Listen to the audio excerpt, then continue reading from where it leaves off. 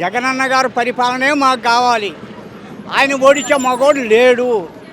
ఆయన ఓడియాలంటే ఎన్నో పథకాలు చేయాలి. ఇంతకాడికి మించిన పథకాలు చేసేవాడు లేడు.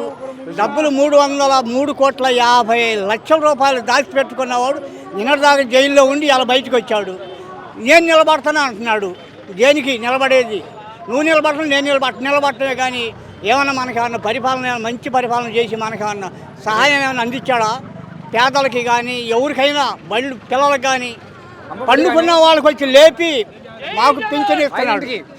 5ంటికి 5 గంటలు లేపి మాకు పింఛన్లు ఇస్తున్నాడు. మాకు చాలు, అది ఆయనే కావాలి. ఇప్పుడు 5 గంటలకి లేపి పింఛన్ ఇస్తున్నాడు జగన్ అంటున్నావు, ఆయనే కావాలంటున్నావు. కానీ జగన్ ఈసారి ఎట్టి పరిస్థితుల్లో గెలని అంటున్నాడు పవన్ కళ్యాణ్. ఎవరో ఒట్టి మాటలే గాలికి కొట్టుకొని పోవటమే. పవన్ కళ్యాణ్ ఎందుకంటే సినిమాల్లో కూడా చాలా చదువుతురుగా.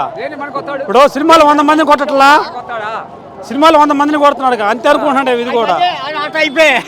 ఆ టైపే పవన్ కళ్యాణ్ సినిమాలో చేసే టైపే ఆయన చేసేది. అంతకు మించింది ఏమి చేయడానికి వీల్లేదు.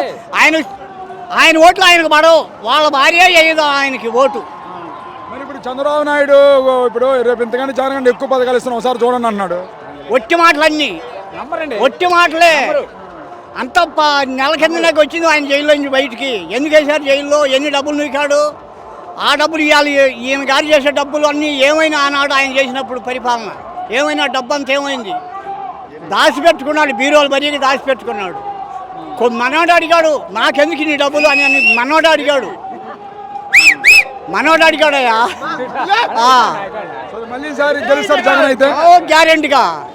గ్యారెంటీగా గెలుస్తాడు, దగ్గట్లేదు.